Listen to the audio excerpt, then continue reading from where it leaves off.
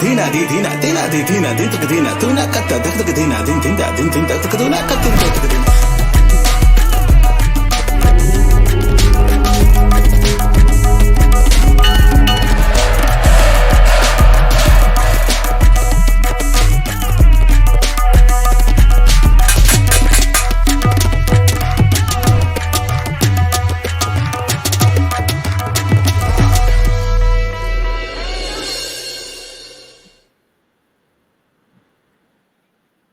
And with that, it's time to welcome a diplomat. Our next speaker is Daniel Sim, Deputy Head of Post at the Australian Consulate-General in Kolkata.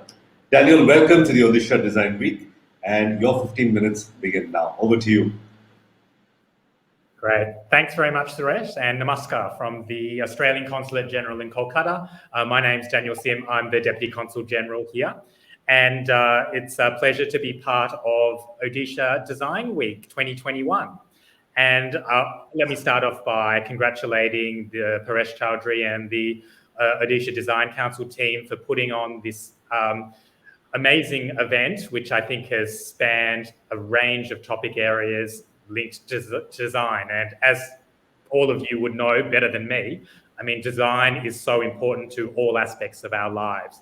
And it's good to hear the perspectives in Odisha and from around the world as well on how Odisha can become an even better place and where it's got expertise and where it's looking to continue to strive for improvement.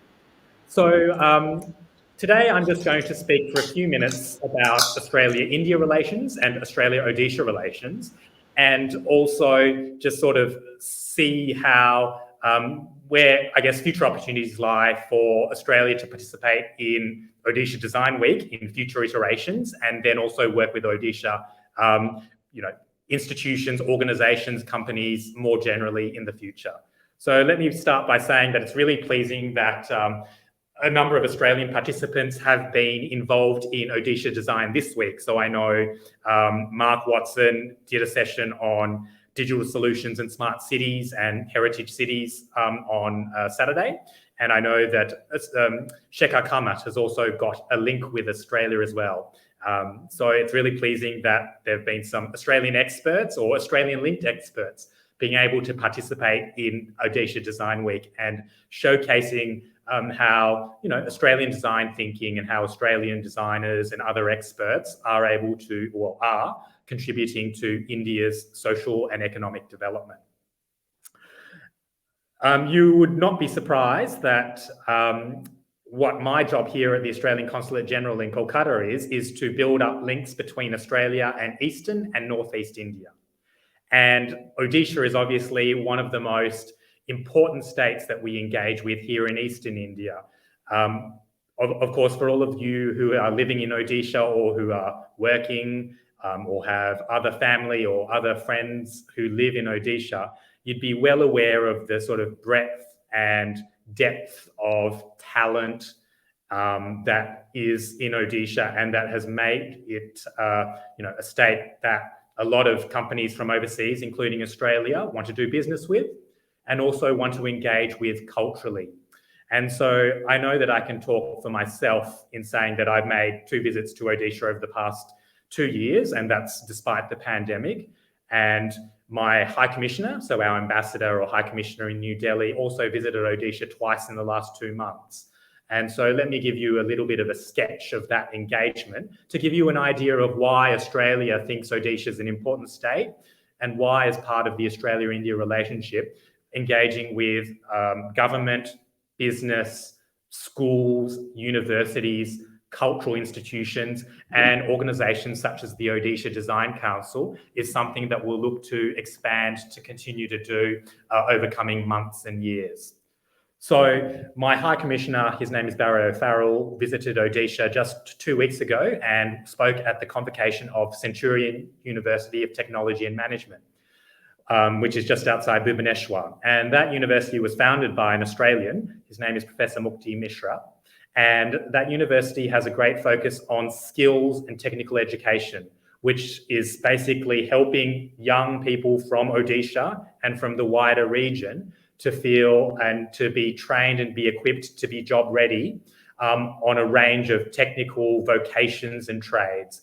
And I know my High Commissioner and I were extremely impressed with the talent, dedication of the students and the staff, and how that they were being trained for the workforce. And I think that's very important now, as obviously we've got a global workforce and India is looking to grow its economy and be competitive across the range of industries. So we were really impressed by the practical, pragmatic training and high quality education and training that was offered at that institution, and drawing on sort of Australian skills, the Australian education system, which Professor Mukti has brought back from Australia and applied to the Indian context.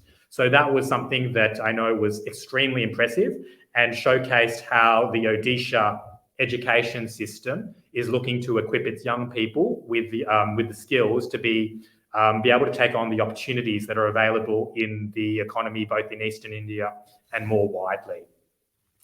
Another area of real engagement between Australia and India and Australia-Odisha is on the cultural front. And I know I'm followed by a very distinguished speaker, Jatin Das, later on today. And I had the pleasure of actually participating in the Jatin Das Centre of Arts International Film Festival for Artists last year in 2020, February, just before the pandemic.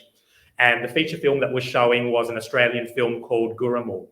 And as you would know, Australia's got an ancient Indigenous Aboriginal culture spanning back thousands of years. And similarly, obviously, Odisha is the home of many tribal communities with an extremely rich heritage and customs, which are extremely special, especially in today's age. And so that film, Gurrumul, was able to, I think, showcase a link between Australia and India, which is often under-recognised in terms of the importance of sort of tribal and Indigenous communities to the social and economic fabric of our societies. And I think it's something that I know here at the Consulate we'll be looking to work with a range of partner organisations and communities to try and build understanding about those linkages between our two countries and where we can work together. And I know that we hope to be able to also build on sort of our links with a range of other organisations who are working to strengthen development with tribal and marginalised communities. So in the Australian Consulate here in Kolkata, we have a program called the Direct Aid Program, which supports NGOs and other organisations for projects that are helping communities in Odisha. And that relates to things like agriculture and horticultural development, for entrepreneurship for tribal communities, to ensure that they are able to participate in India's economic growth and economic development story. So we're really pleased at the Consulate to be engaging with a range of organisations such as the Indian Institute of Education and Care, which is based in Odisha, with the Kalinga Institute of Industrial Technology, Kalinga Institute of Social Sciences, Centurion University, as I mentioned, and with the Jatin Das Centre of Arts, just as a few, to build Australia-India linkages. The last thing that I might quickly discuss is Australia-India business linkages and Odisha's development in terms of becoming, an industrial hub. So obviously, we know that you may know that Australia and India trade and investment is dominated by things such as coal, mining equipment, technology and services, and other commodities. And India as an emerging hub for the steel industry, but then also for other industries as well, whether it's business and IT services, whether it's education, and obviously tourism, given Odisha's amazing natural assets and heritage, that Australian businesses are looking to invest in Odisha because of its good business and regulatory environment, because of its openness to the world and very strong infrastructure. And Australian government, through our India economic strategy and through the comprehensive strategic partnership that we have between Australia and India, which was signed by our prime ministers last year, provides a really good basis to be able to engage with Odisha across a range of business and trade opportunities. And then also on things such as sport. And so I know I had the opportunity to visit Kalinga Stadium, where the Indian hockey men's and women's teams play regularly, and trained also there and performed so well at the Tokyo Olympics, where the men's team won bronze, and I think the women's team came in fourth position. And Australians are part of the success of the Indian team. The coach, the Indian men's hockey coach, Graham Reid, is an Australian. The CEO of Hockey India is an Australian as well, Eleanor Norman. And so I think there are more opportunities for Australia and Odisha to work together, whether it's on sport, whether it's on tourism heritage, whether it's on business, whether it's on education. And these are some of the things that I know these range of topics were touched on during the Odisha Design Week. So really looking forward to a continued association between Australia and Odisha with the Design Council as well.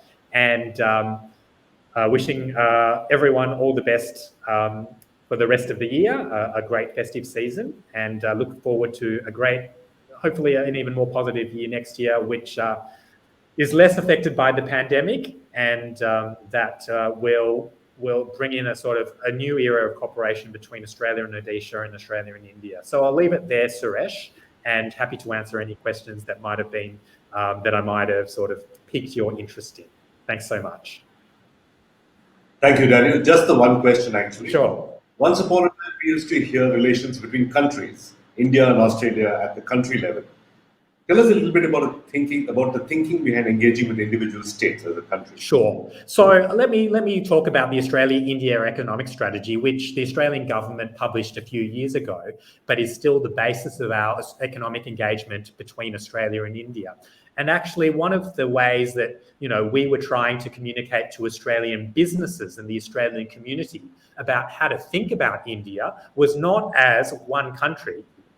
There's 1.4 billion people in this country with 29 states and a number of other union territories. And there's such a diversity between the states. So Australian businesses have to think about, India as a collection of states with a range of different business strengths, industry strengths, people with different strengths. And so think about what their businesses or institutions, who they want to target or who they want to engage with, and then think about their strategy that way.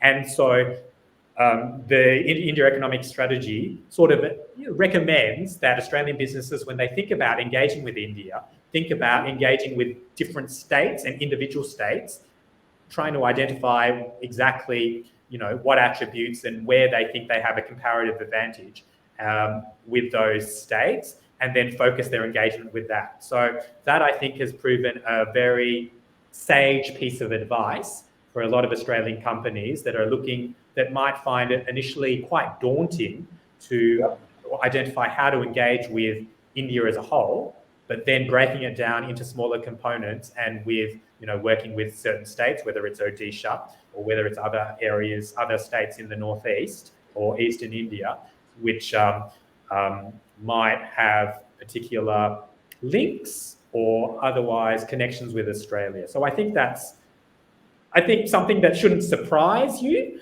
but is actually quite a constructive piece of advice.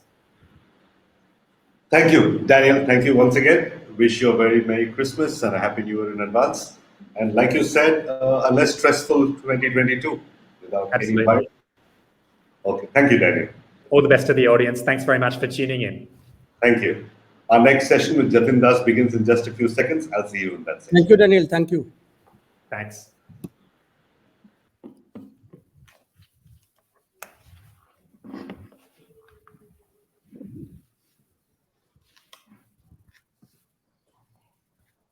Income.